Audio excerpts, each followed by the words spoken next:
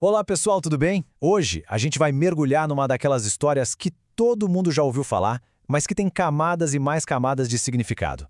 A Torre de Babel. E olha, isso vai muito além de uma simples história antiga, viu? É um verdadeiro raio-x da nossa ambição, do nosso orgulho e de como uma ação divina acabou mudando para sempre o rumo da civilização. E para a gente entender bem o que estava em jogo ali em Babel, a gente precisa partir dessa pergunta aqui. Porque, no fundo, a história não é sobre um prédio alto, não é sobre arquitetura, é sobre rebeldião, pura e simples. Foi, na verdade, a primeira grande tentativa da humanidade de criar um mundo sem precisar de Deus. Vamos dar uma olhada em como tudo isso se desenrolou. Então, tudo começa com um conflito bem claro, uma tensão fundamental. De um lado, a gente tem uma ordem divina, super dieta, e do outro, a escolha consciente da humanidade de fazer exatamente o contrário. Logo depois do dilúvio, a ordem de Deus era bem simples, bem direta. Encham a terra, ou seja, se espalhem, se diversifiquem, criem novas culturas, novas nações pelo mundo afora. A ideia é essa, encher o planeta com vida, com variedade. Só que não foi isso que aconteceu. E é aqui que a gente vê o primeiro grande ato de rebeldia organizada. Ao invés de se espalhar, a humanidade fez o exato oposto. Todos se juntaram, se concentraram num lugar só. E essa união não era para adorar a Deus, não. Era para um projeto em comum, um projeto de desafio. E o lugar onde eles se reuniram, a planície de Sinaar, é um ponto-chave aqui. Não foi uma escolha aleatória, de jeito nenhum. Sinaar, que depois viria a ser a Babilônia, era o local perfeito para construir um império que se bastasse, sabe? E o mais importante, todo mundo falava a mesma língua.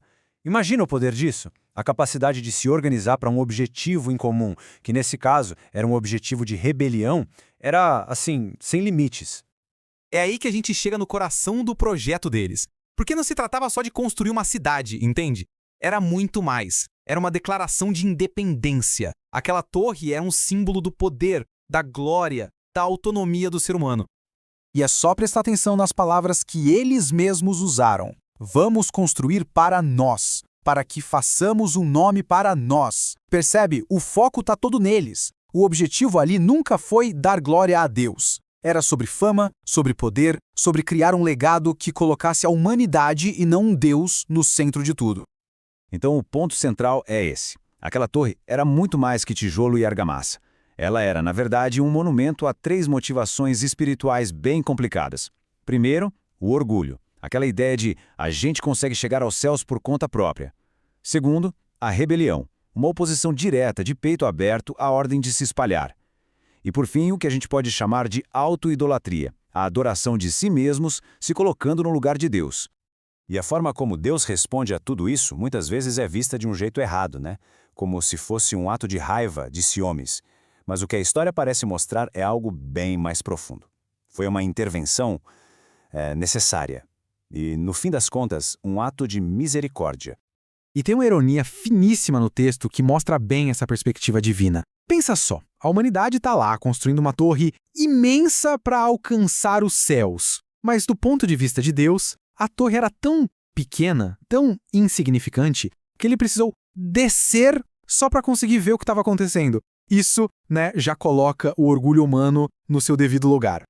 A resposta de Deus acontece em 3 passos, de forma bem lógica e precisa. Primeiro, ele vê o problema. Se a humanidade continuasse unida daquele jeito, com aquele propósito, o potencial para o mal seria ilimitado. Segundo, ele age na causa do problema, confunde a língua, que era a ferramenta que permitia essa união toda. E terceiro, ele força o cumprimento do plano original, espalha todo mundo pela terra. E o próprio nome do lugar, Babel, se torna um lembrete eterno do que aconteceu ali. O nome significa confusão, mistura. É um marco do orgulho que foi quebrado e da confusão que se instalou.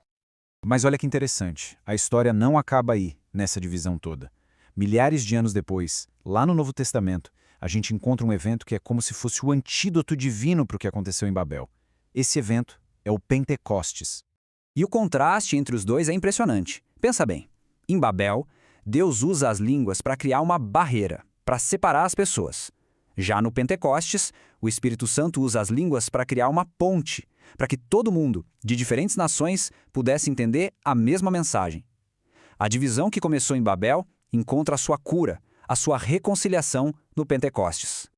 Tá, Mas e aí? O que a gente aprende com tudo isso? A questão é que Babel não é só uma história de algo que aconteceu uma vez há muito tempo. É um padrão. Um padrão que a gente vê se repetindo várias e várias vezes na história da humanidade. E as lições principais são essas aqui. Primeiro, união sem Deus pode ser algo bem destrutivo. Segundo, o orgulho, ele sempre vem antes da queda. Terceiro, toda rebelião organizada contra Deus uma hora ou outra fracassa. E por fim, uma lição importantíssima. Deus age para proteger a humanidade dela mesma. E talvez a ideia mais importante de todas seja essa. A intervenção de Deus em Babel, a confusão das línguas, não foi só um castigo. Foi, acima de tudo, um ato de proteção, um ato de amor, de misericórdia, para colocar um freio nesse caminho de autodestruição que a humanidade estava trilhando. Para fechar, tem uma frase que resume tudo isso de forma perfeita. Babel é um retrato do coração humano. Pentecostes é um retrato do coração de Deus. Pura verdade, né? Babel mostra para onde o nosso coração tende a ir, para o orgulho, para a autossuficiência. Já Pentecostes revela o desejo de Deus, curar, unir, restaurar o que a gente quebrou. E fica a reflexão, né? Onde será que hoje em dia nós estamos tentando construir as nossas próprias torres?